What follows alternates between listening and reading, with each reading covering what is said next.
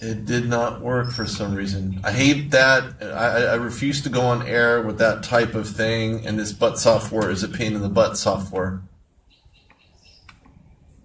Because it says one thing, it does something else. Let's try this again. I refuse to go through the whole dragging, drawing, audio from video kind of thing. It's just not going to work for me. So let's see if it works.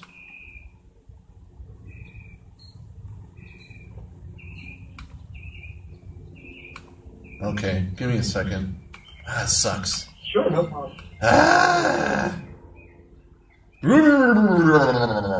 Okay, so we're good. All right. I couldn't resist. All right. Hey, I'm live, everybody. This is Rudy Reyes on the Rude Dog Show. I'm trying to create an opening. Has some technical problems here, but don't worry about it. I will figure it out. That's just the way it is. Anyway, welcome to the Rude Dog Show. This is Rudy Reyes. Wait for the intro. We're going to dive right into this bad boy.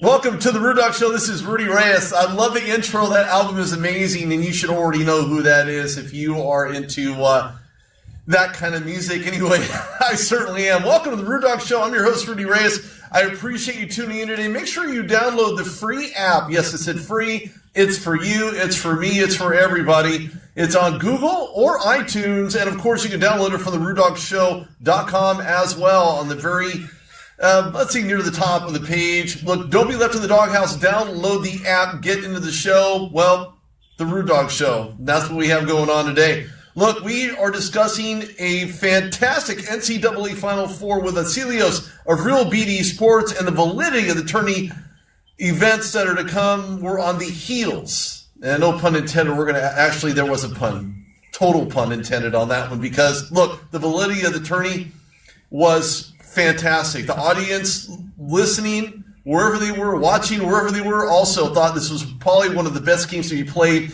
in the tourney from end to end, regardless of whether your bracket is busted or not. Vasilios, Real BD Sports. Vasilios, welcome to the show. How are you? Well, I'm great, Rudy. Thanks for having me on today again, man. Hey, not a problem. Thanks for coming on. Again, congratulations on your new spot on WBLZsports.com. I wonder how you got that gig. Oh, I don't know, man.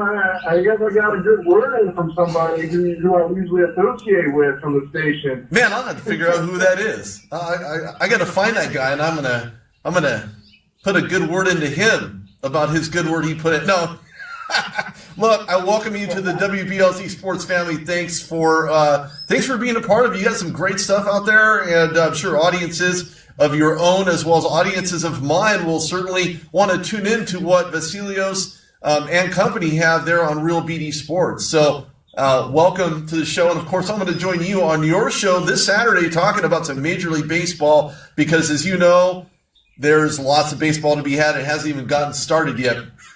Speaking of baseball, Greg Brown, Pittsburgh Pirates broadcaster, is going to join me as well, hopefully tomorrow if he can either call in or I'll even call him. I don't care. Whatever it takes. Greg Brown of the Pittsburgh Pirates broadcast team is going to join me. We're going to talk about some Pirates baseball, NL Central, and much, much more. Vasilios, we were talking offline about this game, and man, it was fantastic. It could not have gone any better for these teams up until that last May shot from the two-point line. It was fantastic. Audience listening out there, this is Rudy Reyes of the Rude Dog Show. Download the app. It's free. It's readily available. I'm on Facebook Live as well, so tune in. This is Rudy Reyes of the Rude Dog Show with Vasilios of Real Backdoor Sports. It's at Real BD Sports on Twitter. He likes to tweet, so tweet at him, tweet with him, but just tweet. Tweedledee-dee. Vasilios, what did you expect from this matchup between a very gritty, hard-nosed, and tough Gonzaga team who when you look at the pairing between them and South Carolina, what are your thoughts about this matchup? And do you think that the Bulldogs will have enough because of what you've seen yesterday against South Carolina, against the Florida Gators? Do they have a chance, or do they find themselves on the outside looking in? I think Gonzaga has a serious chance here, and I think Gonzaga might actually be, I don't know if they're the favorite, but it's going to be another good one to watch, like UNC Kentucky last night. And it's going to be one of those. You're going to have South Carolina going in there trying to make a statement. And let's be honest here. For everybody listening to the show, if you tell us you have South Carolina in your Final Four, you are a liar. I am not fielding any questions about that. I am not believing you if you said that. Because that was one of the most stunning victories in this NCAA tournament thus far. And let's just put that out there. I do not believe in South Carolina. I'm just one of those guys. I thought it was going to be Villanova and UNC in this tournament, which I could have the UNC part right, but definitely not the Villanova part right. Yeah, exactly. I think Gonzaga is going to find a way to pull this out. Yeah, I do as well. Look, when you look at Gonzaga, when you look at what these guys have done, I mean, you have Primus Karnowski, Jordan Matthews, Rem Bakamis. You know, these guys are by far the cogs that keep this Gamecock team. I mean, this Bulldog team, of course, against the Gamecocks, you got them on my mind because the Gamecocks, I don't even know what a Gamecock is, but anyway, that's another story. But when you look at South Carolina against the Bulldogs, you have Kotsar, 6 from 10 on the hardwood, finished with 12 points, Dozier, 7 from 11, 17 points. Silva, who was 2 for 5, 13 points, had 1 block shot. Not to mention Good from the line as he was 9 for 12. There was some bench production for South Carolina, but when you look at the matchup between them and the Georgia Bulldogs, nobody expected the Bulldogs to be here. Nobody expected the South Carolina Gamecocks to be here. And if you voted Carolina, you're a liar. You are. You're a liar for Carolina. Because you probably didn't expect your team to get to this point either. When you really look at how these teams were so well, they're not even meshed. I don't have a favorite in this game at all because they both have proven to get to the Final Four. You got to go through brackets. You got to go through sections. You got to go through basically everything just to get to where you're at right now. Yesterday, the South Carolina Gamecocks went on to basically pick apart the Florida Gators early and often. Of course, the Gators had a slightly better record at 27-9, where the Gamecocks were 26-10. But let's look at this game more in depth. South Carolina had 33 points in the first. Florida was leading at the half by 7 points. 7 points. South Carolina had 4, and Florida found themselves on the short end of the stick, losing because of transition offense. They were firing the ball when they need to. They had very solid shot selection. They were getting inside of the paint. They were dominating this game in the second half. They made the adjustments. What adjustments did you see from South Carolina to really take this game from Florida as it was within their grasp? Well, Florida just detonated at the wrong place at the worst possible time. These guys, they kind of slacked down the line, kind of like we did when we saw Maryland Terrapins when they were playing the Xavier in the first round. The Terrapins, they were up at halftime. They came in with this lax attitude, and I saw the same thing from Florida last night, where they got a lead and they got too relaxed. You can't do that in the NCAA tournament. That's not what you're supposed to do. This is a thing where all these teams come together, where there's millions of dollars being poured into this tournament. Now, if you're Florida, you got to feel really terrible about yourself. You just lost to South Carolina, who again nobody had picked to come anywhere near the Final Four. I don't even think people picked this to be in the Elite Eight. It's probably one of the biggest upsets this year, and Florida just got to feel terrible about it. And their loss is South Carolina's game. South Carolina has a lot to take away from this. and they have the prep time too, and they're riding high on this wave of success, and their chances to make it to the championship are probably as high as they're going to get.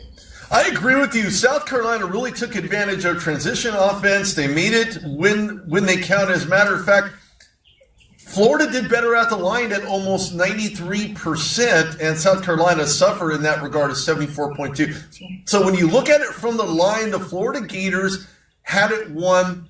There's things going around right now stating that if you win it from the line, you win the game. That's not necessarily true, because you look at Florida was 13 for 14, South Carolina 23 for 31. So there was a better statistic there, but the Florida Gators, I'm sure, are very stunned right now in regards to what their play was like. They owned it from they owned it from 3-point. They were 7 for 26. They looked good early on. They looked good in the first half, but then in the second half, something happened. They collapsed.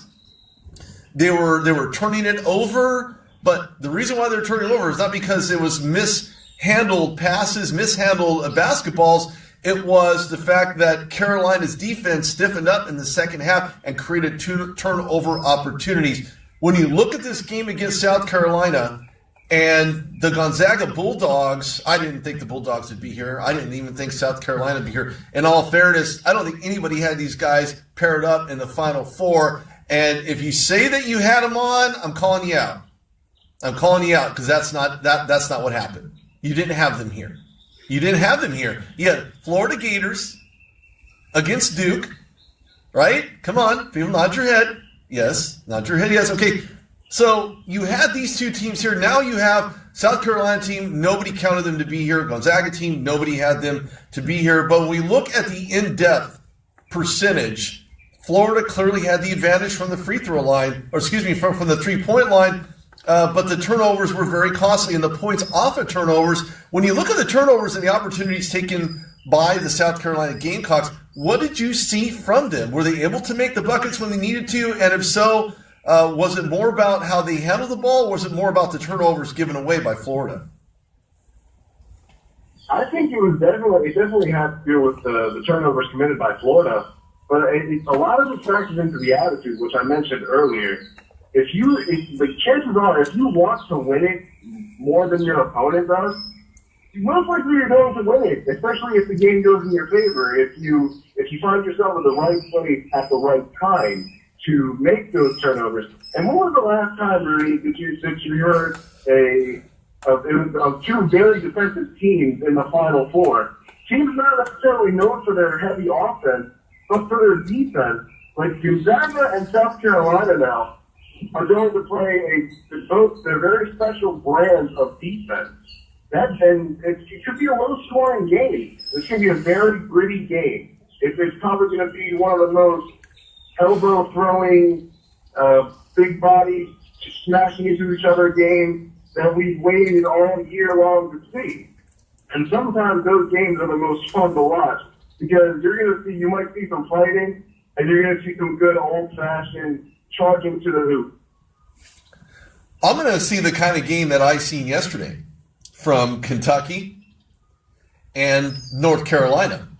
Very high-powered, very high. They're not going to budge. They're not going to move. They're going to hold their ground. North Carolina's been doing it all season long. When I look at this, what's more interesting on the overall tone of this is that this could be the Battle of the Carolinas. Is this even part of the topic of conversation? I mean, if South Carolina could pair off against North Carolina, it's almost like a civil war, but on the hardwood. It's gonna be really funny, and you're gonna have one whole state. I think the state is gonna go the way that North Dakota and South Dakota did, and they're gonna split, and you're just gonna see an all-out war down there just among the fans. But no matter who loses, you're gonna have a winner in that state.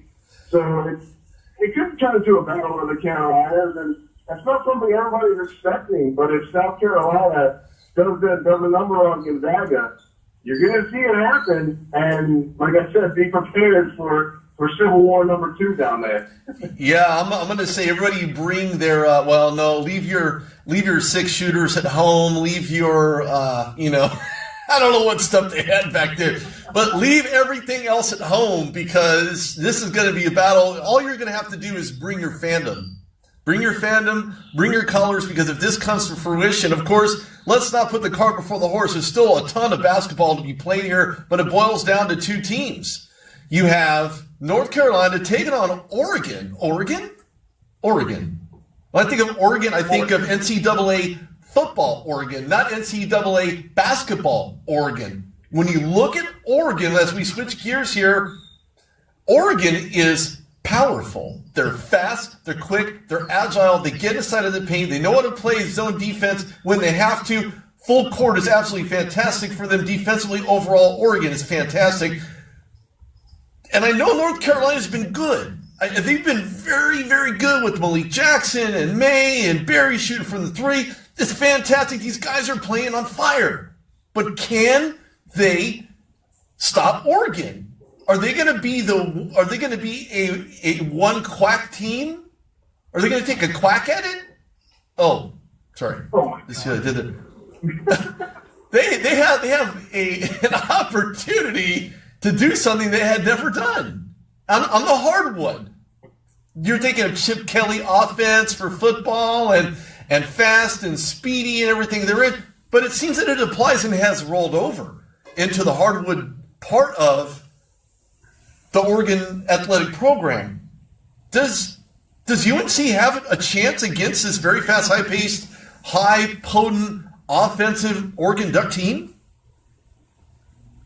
I think so. And to start things off, I want to know what the hell Nike is putting up into the water supply for their athletes up there. Because I swear, every time I hear Oregon sports, it's always something about Oregon teams being fast and being able to score a bunch and playing up-tempo games. I don't understand. But again, Oregon, I think they're going to meet their match when it comes to UNC.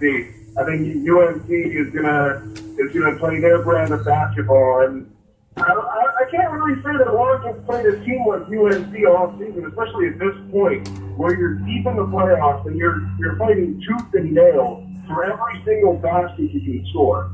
Now, Oregon is probably the polar opposite from the two teams on the other side of the Final Four, which are South Carolina and Gonzaga. Whereas they don't necessarily rely on their defense as much. They rely on the potent offense, like we mentioned. So if it comes down to it, if UNC can slow them down at all, UNC is going to take this home. If Oregon can keep the pressure up, keep the pace out, then Oregon is going to make an appearance in the national championship game. This is going to be interesting. As far as the water is concerned, I don't know. Maybe it's a substitute for Gatorade. I don't know.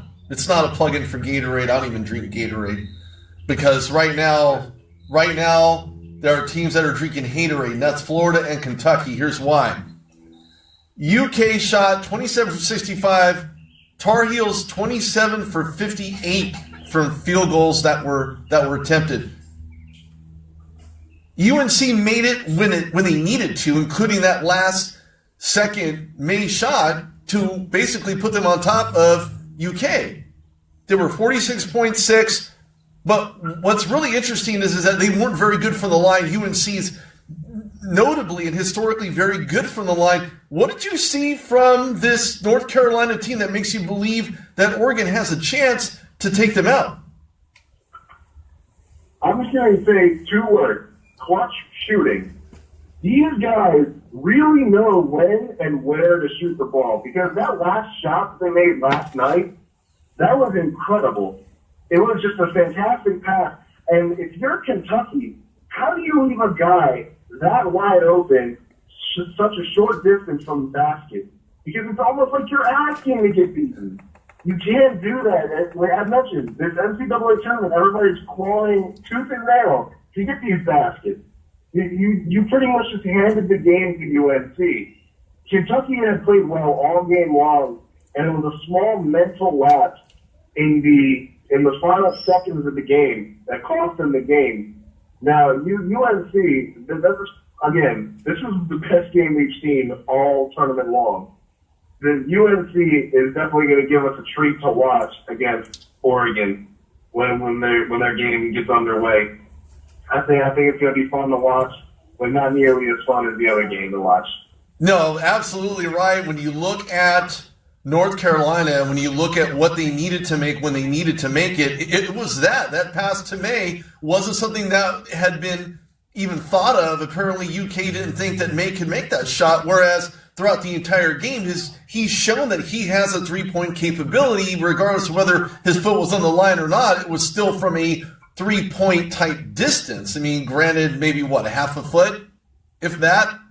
I mean, it really wouldn't have made any difference. He's been doing it all game and all season long. But to give it to a guy that had not been, he walked onto that team, didn't think he was going to start. Even Roy Williams himself said it after the game. He had said that, lo and behold, it was my bad. I didn't start this guy. I should have. He openly admitted to the fact that he screwed up from the word go, but had given May an opportunity because of the minutes. If you're not productive within the minutes, you're not going to be productive throughout the rest of the season. You're not going to have any type of hope heading into any type of tourney or championship run or so on and so forth. I think that there's too much North Carolina here. I think there's way too much, and if they could take advantage of not only creating turnovers, making the shots when they count, effective ball passing, being able to get it to the players that they've relied on all season long to make it, I believe they'll make it to the Final Four. South Carolina on the other side, when you look at what they've done all season long, they've been the underdogs, period, end of story. If they're the underdogs moving into this Gonzaga tournament, which I believe they are, I believe Gonzaga is favored here. Despite how good Gonzaga has played, I still think there's too much Carolina. I think there's too much Carolina on both in both games, from playing gritty, hard-nosed, tough, you can't beat us type mentality. They've taken that mentality to the hardwood, and this is where they're at right now. What are your thoughts? Could this be, realistically, let's look at this game. Is there a possible way that this would be the battle of the Carolinas? One powder blue or whatever color shade blue that is to a Gamecock red with no chickens to call. You can't bring chickens into a stadium. But, could this be the ultimate Carolina matchup in the final championship game? I definitely think it could be. And to your comment about not being able to bring a chicken into the stadium, you didn't say I had to be a liar. I was thinking about bringing some fried chicken, but that's tailgate. Chicken. That's tailgate chicken. You bring that stuff to the tailgate. Leave that stuff on the grill. Don't bring that stuff in. If you want to be filled with chicken after eating it, that's one thing, okay? But don't bring live chickens. Whatever you guys do, don't bring live chickens. This isn't voodoo. We're not practicing none of that stuff here. Leave that to your own devices. Leave it at home. Once you shut the door, it's your deal, your business. Leave a lot of chickens at home. But this truthfully, I said before, this could be a battle of the Carolinas. And how many times do we have to say in the sporting world, Rudy, that defense wins championships? Offenses are not part of the same conversation. No. We have so many times that we can look back on it where defenses won it. We had for the Seahawks in the NFL come last few seasons ago, absolutely destroy the Broncos in the Super Bowl. Then we had the Broncos destroy Cam Newton and the Carolina Panthers in the Super Bowl last year. And so, it's going to happen every single time. This seems like, and even in baseball, we saw Adam Jones in the World Baseball Classic rob Manny Machado of a home run. And that's basically what sent the U.S. team to the World Baseball Classic championship. Well, it was defense. Like this could happen. Mm-hmm. It's a defensive theme. Yeah. It's a defensive theme in all sports, because you're talking about the Broncos and how they basically did everything they needed to do to win that Super Bowl, to beat out the New England Patriots, to beat the Carolina Panthers, who obviously were not the best team in the NFL, despite what their record indicated, because they didn't make the plays when they needed to. They weren't able to stop them defensively when they needed to. Same thing with Carolina, South Carolina, North Carolina. This is just going to be a very interesting NCAA championship matchup as we watch it. It wouldn't surprise me It would not surprise me one iota to see the Battle of the Carolinas. I know it's not the sexy pick. Everybody wants to see Oregon, a flightless, duck against a bulldog that's grounded. I mean, okay, fine. You can have it that way also. I just don't believe... based on what I've seen, what I've watched, what I've noticed, what has really caught my attention is that as good as Oregon is, they're more offensively centric, whereas defensively, the North Carolina Tar Heels have been able to step it up on the defensive side of the court by creating turnovers. The opportunities have existed for them and making it very difficult for teams to win against them. Then you look at South Carolina, same thing there. They're hard-nosed. They play with a chip on their shoulder.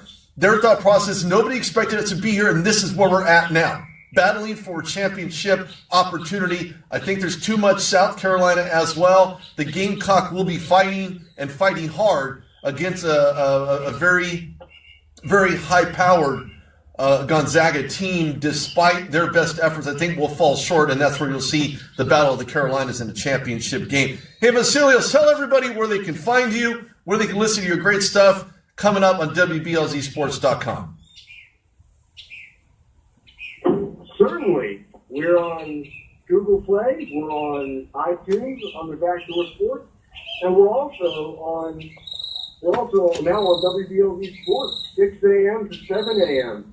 So it's going to be a blast. And you can also find us on Twitter at RealBB Sports, on Instagram at RealBB Sports. And on Sunday, Rudy Reyes, my friend, you'll be joining me at Birdland Radio, which is a 12-hour-long radio show. We're going to be talking strictly MLB baseball. It's going to be really fun. We got 2 time slots, 12 to 1 p.m. and 5 to 6 p.m. So tune in, everybody. Go to birdlandradio.com. Check out their Twitter at Birdland Radio. It's going to be really fun, and it's a primer for opening day for everybody. Yep, I can't wait for that. Vasilios, again, welcome to the WBLZ Sports family, and look forward to being on with you talking some Major League Baseball come Sunday. So look forward to that. Thanks for coming on today, by the way. No problem. Thank you for having me. Not a problem. Ladies and gentlemen, Vasilios of Real Backdoor Sports. This guy has been climbing the charts of the sports world and continues to do so.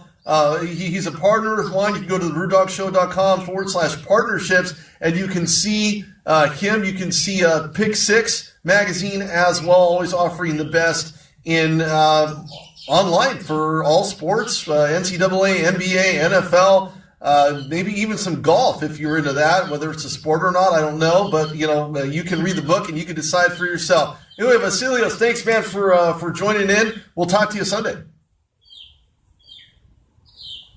All right. Thanks, Rudy. See you guys. Anytime. Take care. Thank you. Yeah, ladies and gentlemen, that was Vasilios of Real Backdoor Sports. Got to take a quick break. Got to pay the man with the master plan. This is Rudy Reyes of the Rude Dog Show, WBLZsports.com. Look, make sure you download the app. It's free. Google, iTunes, if you like Apples, if you like Androids, you can go to the RudeDogShow.com, download the app right now. We're going to come back with another fantastic guest. We're going to talk a little bit of A7F football. You're probably thinking to yourself, what is that? What does it mean? Does it apply to me? And if so, will I be able to even watch it? Give me the information. And that's what we do here on the Rude Dog Show, is inform you in an entertaining manner. Anyway, I'll be right back. This is Rudy Reyes on the Rude Dog Show at WBLZsports.com. I'll be right back.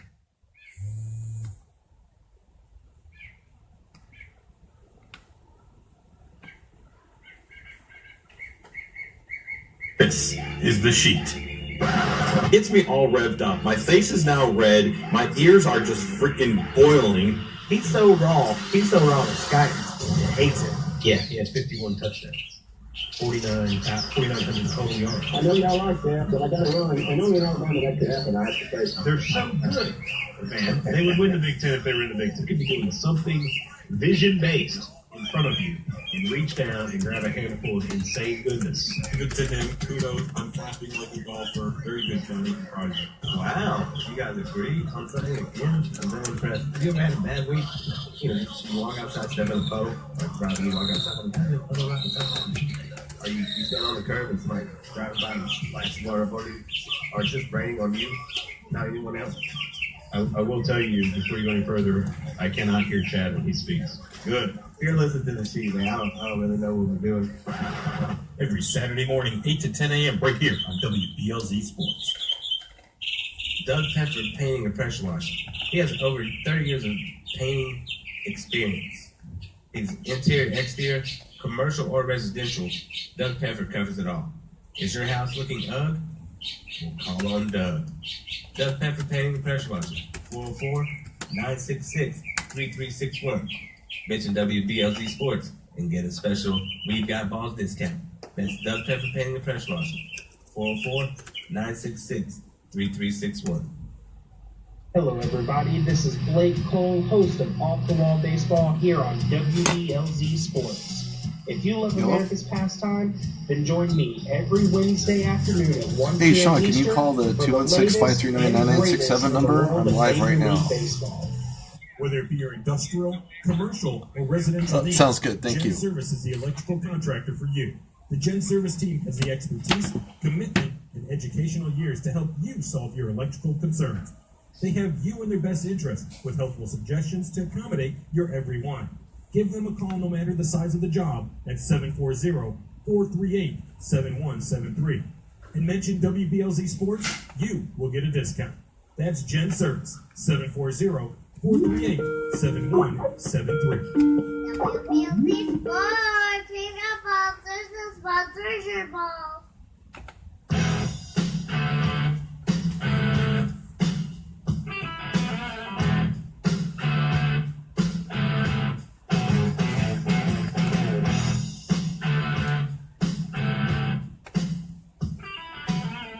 Hey, welcome back to the Rude Dog Show. This is Rudy Reyes. Look, while we were on a commercial break, apparently the NFL approved the move for the now Las Vegas Raiders. Wow, that's a mouthful. As they head into a lease agreement with basically the county of Las Vegas, Nevada.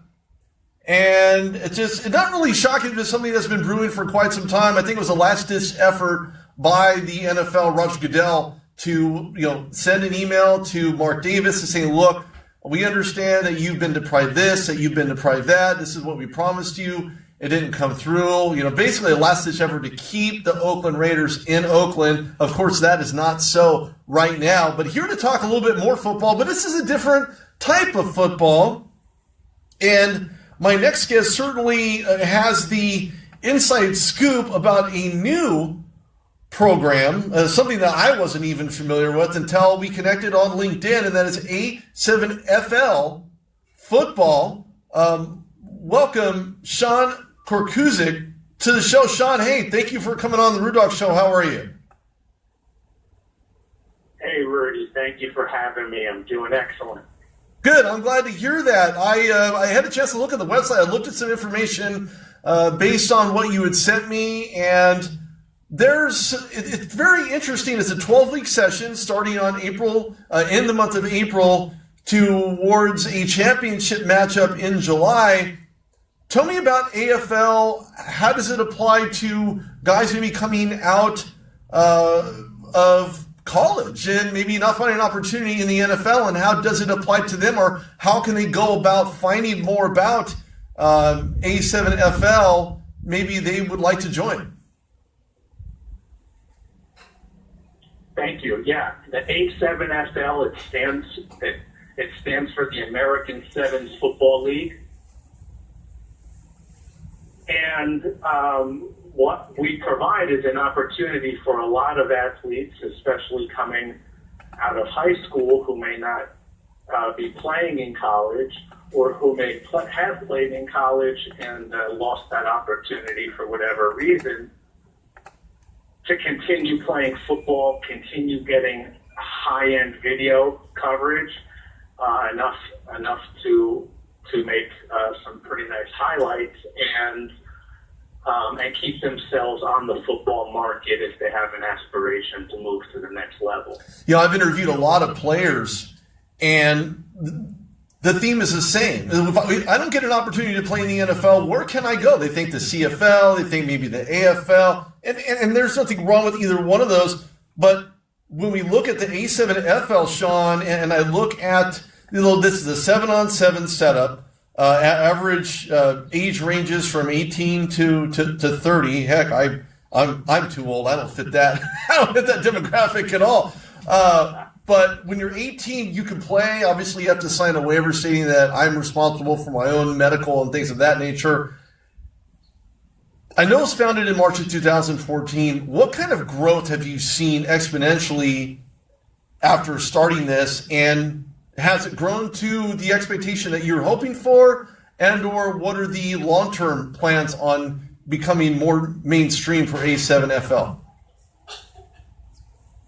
That's exactly the type of growth that we're seeing. It is exponential growth. We have a wow factor first off. The first thing is when you see our sport for the first time is, wow, that's amazing. Now there's another side of A7FL. It's a safety factor as well. So we're studying with our sponsor and partner, I1 Biometrics, and their athlete intelligence platform, which we're using to take statistics on our athletes, how many hits they're taking, and the forces, the G forces and other accelerational forces, so that we can do the science on this. And we're also partnered with the New Jersey Institute of Technology. So it's a pretty big deal. Yeah, it's very exciting. The sport is entertaining. Our growth has been tremendous. You're going to see something by the end of our season come out, and it's going to really tell the story of the league, and it's going to reach a lot of people. And then we have another big announcement before our season starts in the next few days. So I'll hope you tune in for that. And opening day is April 2nd. Well, it sounds good. It sounds like you're on the right track. I think this is a really good alternative, because when you pair up these technological companies to measure impact, we're talking about CTE, NFL is filled with that, or guys coming out of the woodworks. It seems every single year more and more guys either come out with ALS, or they say, I have CTE, and clearly CTE is a life-taking type of issue that you're faced with consistent impact in the National Football League or IFL or CFL.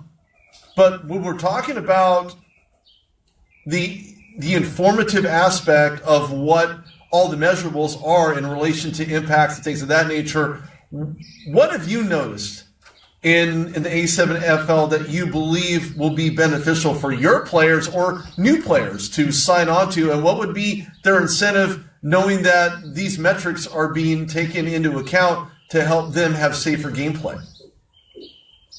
Well, first off, visually through the years, our athletes have given their testimony and come to their own realizations that playing football without helmets and pads is instinctively safer in many ways. Number one being the repetitive head-to-head hits that you'd otherwise get in traditional football with a helmet and bulky pads. So every play you're tapping your helmet, and that's happening hundreds and thousands of times throughout the year and then throughout the career of an athlete. That's eliminated with simply removing that gear. And you can compare that in many ways to rugby. And then you also can see this style of tackling that we use in the A7FL, because there are no helmets and no bulky pads, no hard pads, is what you're actually seeing being used now in the NFL in air quotes, rugby style tackling being used in the NFL. So this has already been done in the A7FL for many years, and now we're just bringing it to the public in a major league sport. You know, there was an epiphany that crossed my mind, and I know people are thinking, what are you talking about? When I look at players with helmets on, you think to yourself, well, that's another target. Literally and mentally saying, well, it's okay if I hit this guy in the head because he has a helmet on, but if you're not wearing one, the targeting aspect from a mental standpoint isn't there. Would that be a fair statement? That's a fair statement. There's two key factors. One is you're removing the invincibility in many ways, like you said, so you're not going to go head-to-head. Instinctively, it's called risk homeostasis. You're going to use, a different style of tackling, and that's basically with wrapping around and shoulder tackling. The other side of it is removing the repetitive head-to-head blows. So two key factors.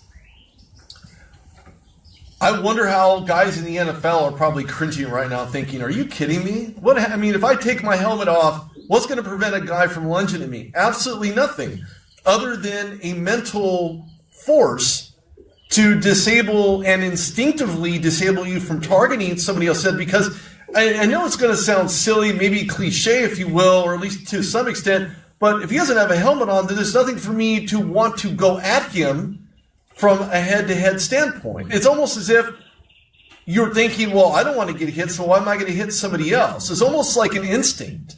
Would you say that would be also a very fair statement?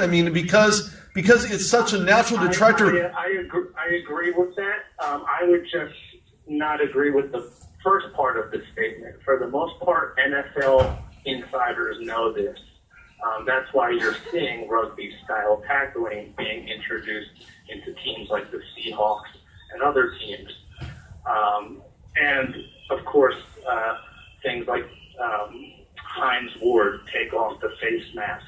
John Madden and others, Joe Paterno, removed the helmet, removed the face mask. Mike Ditka removed the face mask. So the insiders know about this. I don't think anybody's cringing. And I do agree with you. Yes, it is about instinctual, what's been coined risk homeostasis by Dr. Eric Schwartz. It's something that you can look into. I'm certainly going to look into it because it just makes me. When I say players are cringing, I mean those guys who mentally, because they're so used to wearing helmets. And I mean, look, we wear helmets in all aspects of football. There's only basically two styles of football you don't wear a helmet in. One is flag football, which I played, and secondly, rugby, that you don't wear one in. So because those two sports are not very popular, do you think that from a personal standpoint that you want to see? I mean, if we're an audience, as an example, we're looking at these guys on the field, do we almost have an instinctive carnate mentality, say, yeah, go hit him? Because it's not like that in rugby or flag football. You know, that's what's exciting about football. It's a full contact sport. So apples to apples, flag football doesn't fit into that conversation. That's why flag football is not a super entertaining sport, so to speak. Yeah, in comparison to something like full contact football. Oh yeah, no, of course not. No, those are. See the AF7L representing not just in the U.S. but internationally as well. We have aspirations in the long term for A7FL, American Sevens football, to be an Olympic sport. Our sport that represents football to the world shouldn't be helmeted football. It shouldn't be flag football. In my opinion, it should be American Sevens football. Well, there's a lot of there's a lot of positives to this. If you don't wear a helmet and you're playing A7FL, you're in the league, you're a part of it, you can expect a lot of great things. They have connectivity, they know how to network. Company's been around a very long time. And even 2005, by creating the structure which you're currently playing right now, and obviously there have been growing modifications much similar to that of the NFL, saying, you know what, we're going to do these annual meetings, we're going to talk about this on a regular basis, see how we can make this game even safer for players. Is that an ongoing sentiment with the A7FL football organization as well? Oh yeah, definitely. Our goal is continue to bring A7FL to the world. We're going to be live streaming this season. That's a big milestone for us. Everybody wants to see our full games. They want to follow through the season. They want to follow their favorite athletes and teams, and now they'll have a chance with all the statistics and everything else behind it. So April 2nd is a big date for us. And then throughout the season, we're going to have a few other milestones, which I hope to share with you as they happen. Absolutely. I look forward to seeing the progression of this. And so, because this is not necessarily an inaugural season, but it is the start of a brand new season, you guys can go follow at the A7FL on Twitter, as I will. And so I'm looking at a lot of the awareness factors. And when I say awareness, I mean not only by the players, we've already discussed that, but the other entities, the ones at will, the sponsors, the ESPN radios, the Forbes magazines, those types of entities, Fox Sports Radio, and to mention a very few. Have you noticed that there's been a lot more notoriety, or is there a building online publication of things that point A7FL in the right direction moving forward to help give people more opportunities coming from the college level that want to just get into the A7FL? Oh, 100%. It's going to happen this season. Whoever is a part of the A7FL this season, and from athletes to coaches to team owners, are going to be in the prime spotlight for all of these opportunities, like you've just mentioned. I just can't announce right now because it's going to be a surprise for everybody, but we do have a major partner, a major distribution lined up for our opening day. I can't wait for that. I'm going to try to go online and stream and check this out for myself. Anybody can go to a7fl.com to check out more about the website, how to enroll, who you are, what you can expect from becoming a part of this league. And in all fairness, the basic rules are simple. You keep the game running. It's a 7 full contact. You have a cadence mark, set go with the ball in the quarterback hands. There's no snap. Offense must have 2 down linemen. Cute quarterback must line up in the middle of them and no deeper than 5 yards out. Of course, tackling below the knees, rugby-style tackling, of course, but only permitted if you're the first available tackler. This is really interesting. You can learn more at a7fl.com/rules. You can look a little bit more about who these guys are, where they're planning on going, where they've been, and basically how they're moving forward to get more people to recognize what they're about, what they can do, and how they can help you enhance your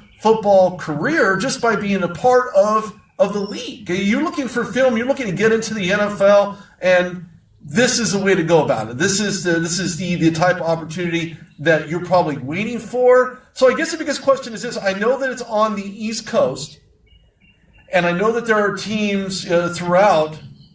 Is this something that is being looked at and moving to the West Coast as well in relation to broadcast media? Oh, yeah, 100%. We have teams already formed on the West Coast, specifically in Visalia, Chowchilla, and Merced. These are out-of-the-way areas, but this is the way a grassroots league, and this is the way that we've been growing on the East Coast. So we also, at the same time, have XNFL and major Hollywood stars interested in team ownership as well. So it's a double-sided coin. We're working it on both sides. Most importantly, we want to bring you the best football. Like you've mentioned, this is a perfect opportunity to fill the gap for athletes at that level who need that second chance and continue to need to get film and be on the market. One of our athletes in just that position, Darryl Burgess, is now a New York Giant. He didn't go there directly from the A7FL, but we have plenty of video on him. Before he went to a small school in Virginia, in Lynchburg University, I believe, or something in that area. And he worked his butt off through the combines, through the tryouts, and landed on the Giants. It wasn't easy. So we know and we've seen and we've witnessed firsthand what it takes. And we look forward to helping other athletes.